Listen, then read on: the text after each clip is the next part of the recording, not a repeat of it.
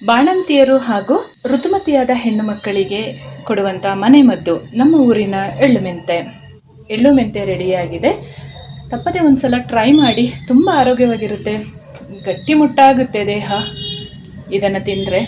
ನಮಸ್ತೆ ಎಲ್ಲರಿಗೂ, ಎಲ್ಲರನ್ನು ಸುಸಿಸ್ ಕಿಚನ್ಗೆ ಸ್ವಾಗತ ಮಾಡಿಕೊಂಡು ಇವತ್ತು ಅದ್ಭುತವಾದ ಅಡುಗೆ ಮಾಡ್ತಾ ಇದ್ದೀನಿ. ಬನ್ನಿ ಹೇಗೆ ಮಾಡೋದು ನೋಡೋಣ. ನಾನು ಮಾಡುವ ಅಡುಗೆಗಳು ನಿಮಗೆ ಇಷ್ಟ ಆಗ್ತಿದ್ರೆ ದಯಮಾಡಿ ಸಬ್ಸ್ಕ್ರೈಬ್ ಮಾಡಿಕೊಂಡು ನಿಮ್ಮ ಫ್ರೆಂಡ್ಸ್ ಆ್ಯಂಡ್ ಫ್ಯಾಮಿಲಿಗೆ ಹೆಚ್ಚು ಶೇರ್ ಮಾಡಿ. ಹಾಗೆ ನನ್ನ ಚಾನಲ್ ಮೇಲೆ ನಿಮ್ಮ ಸಹಕಾರ ಪ್ರೋತ್ಸಾಹ ಸದಾ ಇರಲಿ ಅಂತ ಕೇಳ್ಕೊಳ್ತೀನಿ. ಇವತ್ತು ನಾವು ನಮ್ಮ ಕೊಡಗಿನಲ್ಲಿ ಮಾಡುವಂಥ ಬಾಣಂತಿಯರಿಗೆ ಮಾಡುವಂಥ ಮನೆಮದ್ದು. ಬಾಣಂತಿಯರಿಗೆ ಮಾತ್ರ ಅಲ್ಲ, ಋತುಮತಿಯಾದ ಹುಡುಗಿಯರಿಗೂ ಕೂಡ ನಾವು 12 ದಿವಸ ಆದ ಮೇಲೆ ಕೊಡ್ತೀವಿ. ಬಾಣಂತಿಯರಿಗೆ ಡೆಲಿವರಿಯಾಗಿ 3 ತಿಂಗಳಲ್ಲಿ ಇದನ್ನು ಕೊಡೋಕ್ಕೆ ಸ್ಟಾರ್ಟ್ ಮಾಡ್ತೀವಿ. ತುಂಬ ಒಳ್ಳೆಯದಾಗುತ್ತೆ, ತುಂಬ ಆರೋಗ್ಯಕರ ಫುಡ್ ಇದು. ನಮ್ಮ ಭಾಷೆಯಲ್ಲಿ, ಕೊಡವ ಭಾಷೆಯಲ್ಲಿ ಎಳ್ಳು ಮೆಂತೆ ಅಂತ ಹೇಳ್ತೀವಿ. ಇವತ್ತು ಅದನ್ನು ಮಾಡಿ ನಿಮ್ಮೊಂದಿಗೆ ಶೇರ್ ಮಾಡ್ತಾ ಇದ್ದೀನಿ. ತುಂಬ ಜನರ ರಿಕ್ವೆಸ್ಟ್ ಇತ್ತು, ಮೇಡಮ್ ಬಾಣಂತಿಯರಿಗೆ ಮಾಡುವಂಥ ಮನೆಮದ್ದನ್ನು ಮಾಡಿ ತೋರಿಸಿ ಅಂತ. ಬನ್ನಿ ಇವಾಗ ನಮ್ಮ ಎಳ್ಳು ಮೆಂತೆಯನ್ನು ಹೇಗೆ ಮಾಡ್ಕೊಳ್ಳೋದು ಅಂತ ನೋಡೋಣ. ನಾನಿಲ್ಲಿ 1 kg ಕಪ್ಪು ಎಳ್ಳನ್ನು ತೊಗೊಂಡಿದ್ದೀನಿ. ಇದನ್ನು ಚೆನ್ನಾಗಿ ವಾಶ್ ಮಾಡಿ ಬಿಸಿಲಲ್ಲಿ ಒಣಗಿಸಿ ಇಟ್ಕೊಂಡಿದ್ದೀನಿ. ಕಲ್ಲೆಲ್ಲ ಇರುತ್ತೆ, ನೋಡ್ಕೋಬೇಕು. ಕ್ಲೀನಾದ ಎಳ್ಳು ತಗೊಂಡು ನಾವು ಅದನ್ನು ತೊಳೆದು ಒಣಗಿಸ್ಕೊಳ್ಬೇಕು. ಹಾಗೆ ಮೊದಲಿನ ಕಾಲದಲ್ಲಿ ನಮ್ಮ ಅಜ್ಜಿ ಎಲ್ಲ ಮಾಡ್ತಿದ್ದು 1 kg ಮೆಂತೆಗೆ ಅರ್ಧ kg ಎಳ್ಳನ್ನು ಸೇರಿಸ್ತಾ ಇದ್ರು. ಇವತ್ತು ನಾನು 1 kg ಎಳ್ಳಿಗೆ ಅರ್ಧ kg ಮೆಂತೆಯನ್ನು ತಗೊಂಡಿದ್ದೀನಿ. ಇವಾಗಿನ ಮಕ್ಕಳು ಸ್ವಲ್ಪ ಕಹಿ ಇದ್ರೆ ತಿನ್ನಲ್ಲ, ಹಾಗಾಗಿ ಅದನ್ನು ನಾನು ಸ್ವಲ್ಪ ಚೇಂಜ್ ಮಾಡ್ಕೊಂಡಿದ್ದೀನಿ. ನೀವು ಕೂಡ ಹಾಗೆ ಮಾಡಿಕೊಳ್ಳಿ. ಮತ್ತು 1 kg ಬೆಲ್ಲ ತೊಗೊಂಡಿದ್ದೀನಿ, ಆರ್ಗ್ಯಾನಿಕ್ ಬೆಲ್ಲನ ತೊಗೊಂಡಿದ್ದೀನಿ. ಇಲ್ಲಿ ನಾನು 5 ಕೊಬ್ಬರಿನ ತುರಿದು ಇಟ್ಕೊಂಡಿದ್ದೀನಿ. ಎಲ್ಲವನ್ನು ಚೆನ್ನಾಗಿ ತುಪ್ಪದಲ್ಲಿ ಫ್ರೈ ಮಾಡಿಕೊಳ್ಳುವಂಥದ್ದು. ಇಲ್ಲಿ ನಾನು 1 kg ತುಪ್ಪ ತೊಗೊಂಡಿದ್ದೀನಿ. ಇಷ್ಟು ಪದಾರ್ಥ ಮಾಡ್ಕೊಳ್ಳೋಕ್ಕೆ 1 kg ತುಪ್ಪ ಬೇಕಾಗುತ್ತೆ. ಚೆನ್ನಾಗಿ ಎಲ್ಲವನ್ನು ತುಪ್ಪದಲ್ಲಿ ಹುರಿದು ಇಟ್ಕೊಂಡ್ರೆ ಎಳ್ಳು ಮೆಂತೆ ಮನೆ ಮದ್ದನ್ನು 6 ತಿಂಗಳವರೆಗೂ ಸ್ಟೋರ್ ಮಾಡಿ ಇಡ್ಬೋದು. ಮಧ್ಯದಲ್ಲಿ ಒಂದ್ಸರಿ ಬಿಸಿ ಮಾಡಿಕೊಂಡು ತಣ್ಣಗಾದ್ಮೇಲೆ ಮತ್ತೆ ಡಬ್ಬದಲ್ಲಿ ಸ್ಟೋರ್ ಮಾಡುವಂಥದ್ದು. ಇದನ್ನ ಬೆಳಗಿನ ಹೊತ್ತಲ್ಲಿ ಕಾಫಿ ಎಲ್ಲ ತಗೊಳ್ಳುವ, ಬ್ರೇಕ್ಫಾಸ್ಟ್ ಮಾಡೋದಕ್ಕಿಂತ ಮೊದಲು ಇದನ್ನ ಜಾಸ್ತಿ ತಗೊಳ್ಳೋದಲ್ಲ. ನಾನು ಅದನ್ನು ಕೂಡ ಫೈನಲ್ ಆಗಿ ತೋರಿಸ್ತೀನಿ ಎಷ್ಟು ದಿನ ತಗೋಬೇಕು ಅಂತ. ಆ ಥರ ತಗೊಳ್ಬೇಕು, ಬಾಣಂತಿಯರಿಗಾಗಲಿ ಅಥವಾ ಋತುಮತಿಯಾದ ಹುಡುಗಿಯರಿಗಾದ್ರೆ ಕೊಡುವಾಗ. ಮತ್ತೆ ನಮ್ಮ ಮನೆಯಲ್ಲಿ ಅಮ್ಮ ಯಾವತ್ತು ಗದ್ದೆ ಕೆಲಸ ಎಲ್ಲ ಅಪ್ಪಾಜಿ ನಮ್ಮ ದೊಡ್ಡಪ್ಪಂದಿರೆಲ್ಲ ಮಾಡುವಾಗ ಅದನ್ನು ಮಾಡಿ ಕೊಡ್ತಾ ಇದ್ರು. ಅವರಿಗೆ ಮೂಳೆ ಎಲ್ಲ ಚೆನ್ನಾಗಿ ಗಟ್ಟಿಯಾಗಲಿ, ತುಂಬ ಗದ್ದೆ ಕೆಲಸ ಮಾಡುವಾಗೆಲ್ಲ ತುಂಬ ಕಷ್ಟ ಇರುತ್ತಲ್ಲ, ಅವರಿಗೂ ಕೂಡ ಮಾಡಿ ಕೊಡ್ಬೋದು. ಇದನ್ನು ಯಾರು ಬೇಕಾದರೂ ತಗೋಬೋದು. ಇದು ಡಯಾಬಿಟಿಕ್ ಪೇಷಂಟ್ ಅವ್ರಿಗೆ ಕೂಡ ತುಂಬ ಒಳ್ಳೆಯದಾಗುತ್ತೆ. ಡಯಾಬಿಟಿಕ್ ಪೇಷಂಟ್ ಅವರಿಗೆ ಕೊಡುವಾಗ ನೀವು ಮೆಂತೆ ಸ್ವಲ್ಪ ಜಾಸ್ತಿ ಮಾಡ್ಕೊಳ್ಬೋದು, ಎಳ್ಳನ್ನು ಸ್ವಲ್ಪ ಕಡಿಮೆ ಮಾಡ್ಕೊ. ಮೊದಲಿಗೆ ಒಂದು ಪಾತ್ರೆ ಬಿಸಿಗೆ ಇಟ್ಕೊಂಡು ಮೆಂತೆನ ಹುರ್ಕೊಳ್ಳೋಣ. ಚೆನ್ನಾಗಿ ಹುರಿಬೇಕು, ಜಾಸ್ತಿ ಕಪ್ಪಾಗಿ ಹುರಿಬಾರ್ದು. ನಿಮಗೆ ಗೊತ್ತಾಗುತ್ತೆ, ಒಂದು ಗೋಲ್ಡನ್ ಬ್ರೌನ್ ಬರುತ್ತೆ, ಅಷ್ಟು ಹುರ್ಕೊಂಡ್ರೆ ಚೆನ್ನಾಗಾಗುತ್ತೆ. ಈ ರೀತಿಯಲ್ಲಿ ಈ ಹದದಲ್ಲಿ ಬ್ರೌನ್ ಕಲರ್ ಬರುವ ಹಾಗೆ ಚೆನ್ನಾಗಿ ಮೆಂತೆನ ಹುರ್ಕೋಬೇಕು. ತಣ್ಣಗಾದ್ಮೇಲೆ ಇದು ಸಣ್ಣ ಸಣ್ಣ ತರಿಯಾಗಿ ಮಾಡಿಕೊಂಡ್ರೆ ಒಂದೊಳ್ಳೆ ರುಚಿಯಾದ ಮನೆ ಮದ್ದಿಗೆ ಹಾಕೊಳ್ಳೋಕ್ಕೆ ನಮ್ಮ ಮೆಂತೆ ರೆಡಿ ಆಗುತ್ತೆ. ಸಾಕಿದು, ಇದನ್ನು ತಣ್ಣಗಾಗಲು ಬಿಡೋಣ. ಇವಾಗ ಸ್ವಲ್ಪ ಸ್ವಲ್ಪ ಎಳ್ಳನ್ನು ಹಾಕ್ಕೊಂಡು ಹುರ್ಕೊಳ್ಳೋಣ. ಎಳ್ಳು ಬೇಗ ಹುರಿಬಹುದು, ಮೆಂತೆ ಅಷ್ಟು ಲೇಟ್ ಆಗಲ್ಲ.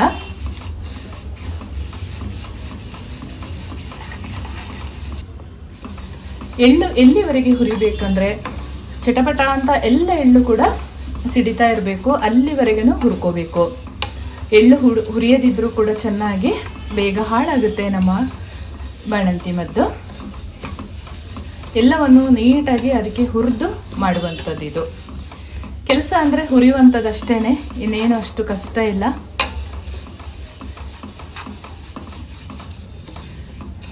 ಸ್ವಲ್ಪ ತಿಂದರೂ ಕೂಡ ಬೆಳಗಿನ ಬ್ರೇಕ್ಫಾಸ್ಟ್ ಎಲ್ಲ ಆಗೋಗುತ್ತೆ, ಅಷ್ಟು ಹೊಟ್ಟೆ ಗಟ್ಟಿ ಇರುತ್ತೆ ಇದು. ಎಲ್ಲ ಎಳ್ಳನ್ನು ಇದೇ ಥರ ಹುರ್ಕೊಳ್ಳೋಣ. ನಮ್ಮ ಎಳ್ಳು ಈ ಹದದಲ್ಲಿ ಫ್ರೈ ಆಗುವಾಗ ತಣ್ಣಗಾಗಲು ಬಿಡೋಣ. ಮೆಂತ್ಯ ಮತ್ತು ಎಳ್ಳು ಹುರ್ಕೊಂಡಿದ್ದಾಗಿದೆ, ತಣ್ಣಗಾಗಲು ಬಿಟ್ಟಿದ್ದೀನಿ. ಇವಾಗ ಕೊಬ್ಬರಿ ತುರಿ ಹಾಕ್ಕೊಂಡು ಹುರ್ಕೊಳ್ಳೋಣ. ನೀವು ಹಸಿ ಕಾಯಿ ತುರಿ ಹಾಕಿ ಕೂಡ ಮಾಡ್ಕೋಬಹುದು, ಆದರೆ ಹುರಿಯುವಾಗ ಮಾತ್ರ ತುಂಬ ಚೆನ್ನಾಗಿ ಹುರ್ಕೋಬೇಕು. ಜಾಸ್ತಿ ಮಾಡುವಾಗ ಕಡಿಮೆ ಕ್ವಾಂಟಿಟಿ ಮಾಡೋದಾದರೆ ಏನು ಪರವಾಗಿಲ್ಲ, ಸ್ವಲ್ಪ ಹೊತ್ತು ಹುರ್ಕೊಂಡು ಆಮೇಲೆ ಹಾಕಿದರೆ ಆಯಿತು. ನಾನು ಮಾಡುವ ಅಡಿಗೆ ನೀವು ಟ್ರೈ ಮಾಡಿ, ಇಷ್ಟ ಆದಲ್ಲಿ ಕಮೆಂಟ್ ಮಾಡೋದನ್ನು ಮರಿಬೇಡಿ ಆಯಿತಾ. ನೀವು ಕೇಳಿದ ಅಡುಗೆಯನ್ನು ನಾನು ಸಾಧ್ಯವಾದಷ್ಟು ಮಾಡಲಿಕ್ಕೆ ಟ್ರೈ ಮಾಡ್ತೀನಿ. ತುಂಬ ಜನರು ನಮ್ಮ ಕೊಡಗಿನ ಫುಡ್ಡನ್ನು ಮಾಡಿ ಅಪ್ಲೋಡ್ ಮಾಡಿ ಅಂತ ಕೇಳ್ತಾರೆ. ಆಲ್ಮೋಸ್ಟ್ ಎಲ್ಲವನ್ನು ನನ್ನ ಚಾನಲಲ್ಲಿ ಮಾಡಿ ಅಪ್ಲೋಡ್ ಮಾಡಿದ್ದೀನಿ. ನೀವು ಅಡುಗೆನ ಹೋಗಿ ಚೆಕ್ ಮಾಡಿಕೊಂಡು ಒಂದ್ಸರಿ ಟ್ರೈ ಮಾಡ್ಬೋದು.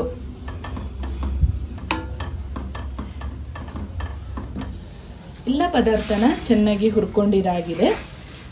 ಕಂಪ್ಲೀಟಾಗಿ ತಣ್ಣಗಾದ ಮೇಲೇ ಇದನ್ನು ನಾವು ತರಿಯಾಗಿ ಮಿಕ್ಸಿ ಜಾರಲ್ಲಿ ಹಾಕಿ ಪೌಡ್ರ್ ಮಾಡ್ಕೋಬೇಕು. ಕೊಬ್ಬರಿ ತುರಿನ ಕೂಡ ಈ ರೀತಿಯಲ್ಲಿ ಚೆನ್ನಾಗಿ ಹುರ್ಕೋಬೇಕು. ಮತ್ತೊಮ್ಮೆ ನಾವು ತುಪ್ಪದಲ್ಲಿ ಕೂಡ ಹುರಿಯುವಂಥದ್ದಿದೆ. ನೀರಿನಂಶ ಸ್ವಲ್ಪವೂ ಸೋಕಿಸ್ಕೊಳ್ಬಾರ್ದು, ಬೇಗ ಹಾಳಾಗುತ್ತೆ ನಮ್ಮ ಎಳ್ಳು ಮೆಂತೆ. ಮಿಕ್ಸಿ ಜಾರಿಗೆ ಹಾಕ್ಕೊಂಡು ಒಂದು ಚಿರೋಟಿ ರವೆ ಥರ ಅದಕ್ಕಿಂತ ಸ್ವಲ್ಪ ತರಿ ಮಾಡಿಕೊಂಡ್ರೆ ಆಯಿತು. ಮೆಂತ್ಯನ ನೋಡಿ ಈ ರೀತಿಯಲ್ಲಿ ಇಷ್ಟು ಸಣ್ಣ ತರಿಯಾಗಿ ಮಾಡ್ಕೋಬೇಕು. ಇದು ತುಪ್ಪದಲ್ಲಿ ಹುರಿದ ಹೊತ್ತಿಗೆ ಬಾಯಿಗೆ ಸಿಗುವಾಗ ತುಂಬ ಒಳ್ಳೆಯದಾಗುತ್ತೆ. ಹಾಗಾಗಿ ಎಳ್ಳು ಕೂಡ ಸೇಮ್ ಒಂದು ವಿಧಾನದಲ್ಲೇ ಹಾಕ್ಕೊಳ್ಳೋಣ. ಎಳ್ಳನ್ನು ಕೂಡ ಸೇಮ್ ವಿಧಾನದಲ್ಲಿ ಪೌಡ್ರ್ ಮಾಡ್ಕೊಳ್ಳೋಣ. ಜಾಸ್ತಿ ನೈಸ್ ಇರಬಾರ್ದು, ಚೆನ್ನಾಗಾಗಲ್ಲ. ಈ ಹದದಲ್ಲಿ ಎಳ್ಳನ್ನು ತರಿ ಮಾಡಿಕೊಂಡ್ರೆ ಆಯಿತು. ದೊಡ್ಡದಾದ ಒಂದು ಪಾತ್ರೆ ತಗೊಳ್ಳೋಣ. ತುಪ್ಪದಲ್ಲಿ ಎಲ್ಲವನ್ನು ಹುರಿದು ಹಾಕ್ಕೊಳ್ಬೇಕಲ್ಲ, ಮಿಕ್ಸ್ ಮಾಡ್ಕೊಳ್ಳೋಕ್ಕೆಲ್ಲ ಈಸಿ ಆಗುತ್ತೆ. ಹಾಗಾಗಿ ದೊಡ್ಡ ಪಾತ್ರೆ, ಅಗಲವಾದ ಪಾತ್ರೆನೇ ಇಟ್ಕೊಳ್ಳೋಣ. ಒಂದು ಪಾತ್ರೆನ ಬಿಸಿಗೆ ಇಟ್ಕೊಂಡು ದೊಡ್ಡ ಚಮಚದಲ್ಲಿ 1 ಚಮಚದಷ್ಟು ತುಪ್ಪ ಹಾಕ್ಕೊಳ್ಳೋಣ. ತುಪ್ಪ ಬಿಸಿ ಆಗಲಿ. ತುಪ್ಪ ಬಿಸಿ ಆಗ್ತಿದ್ದ ಹಾಗೆ ಮೆಂತೆ ಪೌಡ್ರನ್ನ ಸೇರಿಸ್ಕೊಳ್ಳೋಣ. ಇದೊಂದು 15 ನಿಮಿಷ ಆದರೂ ನಿಧಾನ ಉರಿಯಲ್ಲಿ ಫ್ರೈ ಮಾಡ್ಕೋಬೇಕು. ಒಂದೊಳ್ಳೆ ಪರಿಮಳ ಬರುತ್ತೆ. ಅಲ್ಲಿವರೆಗೂ ಇದನ್ನು ತುಪ್ಪದಲ್ಲಿ ಫ್ರೈ ಮಾಡ್ತಾನೆ ಇರಬೇಕು.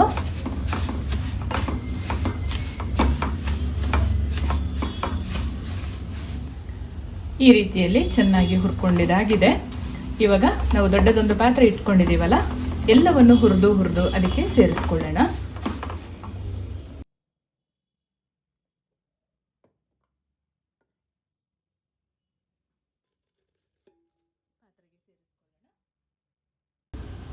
ಸೇಮ್ ಪಾತ್ರೆಗೆ ಮತ್ತೆ 1 ಚಮಚದಷ್ಟು ತುಪ್ಪ ಸೇರಿಸ್ಕೊಳ್ಳೋಣ. ತುಪ್ಪ ಬಿಸಿ ಆದಮೇಲೆ ಎಳ್ಳು ಹುರಿಯೋಣ. ತುಪ್ಪ ಬಿಸಿಯಾಗಿದೆ, ಎಳ್ಳು ಪುಡಿ ಹಾಕೊಳ್ಳೋಣ. ಎಳ್ಳನ್ನು ಸ್ವಲ್ಪ ಅರ್ಧ ಹಾಕಿ ಹುರ್ಕೊಳ್ಬೇಕು, ಎಳ್ಳು ಜಾಸ್ತಿ ಇದೆ ಅಲ್ಲ, ಹಾಗಾಗಿ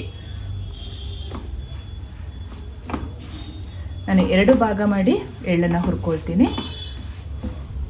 ಎಳ್ಳು ಪುಡಿ ಕೂಡ ತುಪ್ಪನ ಚೆನ್ನಾಗಿ ಅಬ್ಸರ್ವ್ ಮಾಡ್ಕೋಬೇಕು.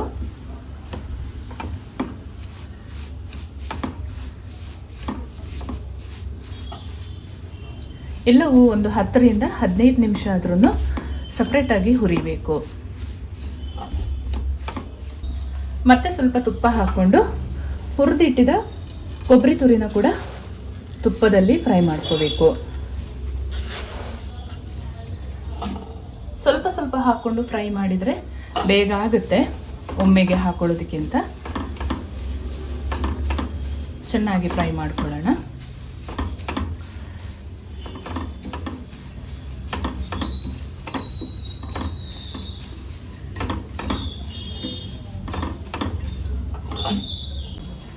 ಎಲ್ಲವನ್ನು ಹುರ್ಕೊಂಡಿದ್ದಾಗಿದೆ, ಪಾತ್ರೆಗೆ ಸೇರಿಸ್ಕೊಂಡಿದ್ದಾಗಿದೆ. ಇವಾಗ ನೀಟಾಗಿ ಮಿಕ್ಸ್ ಮಾಡಿಕೊಂಡು ಆಮೇಲೆ ನಿಧಾನ ಉರಿಯಲ್ಲಿ ಒಲೆ ಮೇಲೆ ಇಟ್ಟು ಇದನ್ನೊಂದು 15 ನಿಮಿಷ ಬೆಲ್ಲ ಪುಡಿ ಹಾಕಿ ಮಿಕ್ಸ್ ಮಾಡ್ಕೊಳ್ಳೋಣ. ಋತುಮತಿ ಆದವರಿಗೆ ಹಾಗೂ ಬಾಣಂತಿಗೆ ಕೊಡಲಿಕ್ಕೆ ನಮ್ಮ ಮನೆ ಮದ್ದು ನೋಡಿ ಈ ರೀತಿಯಲ್ಲಿ ರೆಡಿ ಆಗ್ತಾ ಇದೆ. ಒಮ್ಮೆ ಟ್ರೈ ಮಾಡಿ ನೀವು, ತುಂಬ ಒಳ್ಳೆಯದಾಗುತ್ತೆ. ಇದು ಡಯಾಬಿಟಿಕ್ ಪೇಷಂಟ್ ಅವರು ಕೂಡ ತಗೋಬಹುದು, ಆದರೆ ಮೆಂತೆ ಸ್ವಲ್ಪ ನಾನು ಹೇಳಿದ ಕ್ವಾಂಟಿಟಿಗಿಂತ ಸ್ವಲ್ಪ ಜಾಸ್ತಿ ತಗೋಬಹುದು.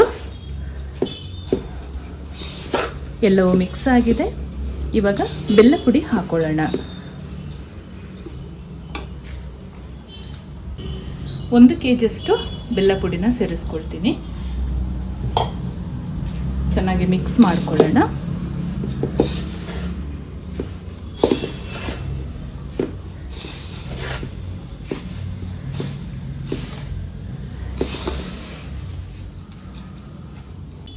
ಈ ರೀತಿಯಲ್ಲಿ ಚೆನ್ನಾಗಿ ಮಿಕ್ಸ್ ಮಾಡಿಕೊಂಡು ಪಾತ್ರೆನ ಒಲೆ ಮೇಲೆ ಇಟ್ಕೊಳ್ಳೋಣ.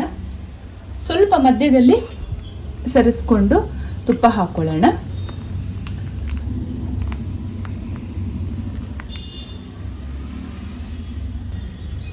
ತುಪ್ಪ ಕರಗಿದೆ, ಚೆನ್ನಾಗಿ ಮಿಕ್ಸ್ ಮಾಡಿಕೊಳ್ಳೋಣ.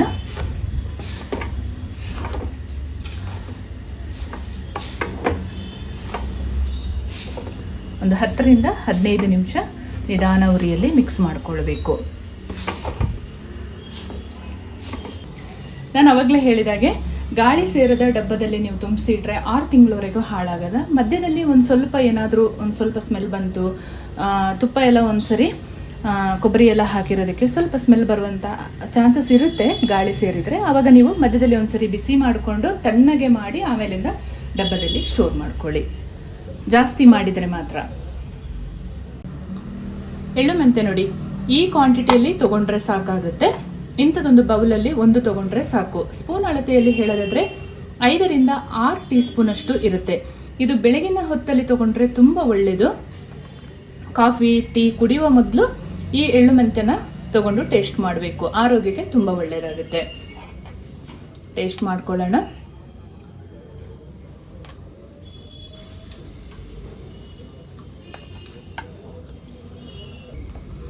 ತುಂಬ ಅದ್ಭುತವಾಗಿದೆ. ನಾನು ಮಾಡುವ ಅಡುಗೆಗಳು ನಿಮಗೆ ಇಷ್ಟ ಆಗ್ತಿದ್ರೆ ದಯಮಾಡಿ ಕಮೆಂಟ್ ಮಾಡಿ. ನಿಮ್ಮ ಕಮೆಂಟ್ ಓದಲು ನಾನು ಕಾಯ್ತಾ ಇರ್ತೇನೆ. ಹಾಗೆ ಸಬ್ಸ್ಕ್ರೈಬ್ ಮಾಡೋದನ್ನು ಮರಿಬೇಡಿ. ನಿಮ್ಮ ಫ್ರೆಂಡ್ಸ್ ಆ್ಯಂಡ್ ಫ್ಯಾಮಿಲಿಗೆ ಹೆಚ್ಚು ಹೆಚ್ಚು ಶೇರ್ ಮಾಡೋದನ್ನು ಮರಿಬೇಡಿ. ನಿಮಗೆ ತುಂಬ ಹೃದಯದ ಧನ್ಯವಾದಗಳು. ಯಾಕೆಂತ ಹೇಳಿದರೆ ಟೈಮ್ ಮಾಡಿಕೊಂಡು ನನ್ನ ವಿಡಿಯೋನ ವಾಚ್ ಮಾಡ್ತೀರಾ. ಹಾಗಾಗಿ ಇನ್ನು ಅದ್ಭುತವಾದ ಹೊಸ ಅಡುಗೆಯೊಂದಿಗೆ ಸಿಗ್ತೇನೆ. ಅಲ್ಲಿವರೆಗೂ ಧನ್ಯವಾದಗಳು. Thank you so much.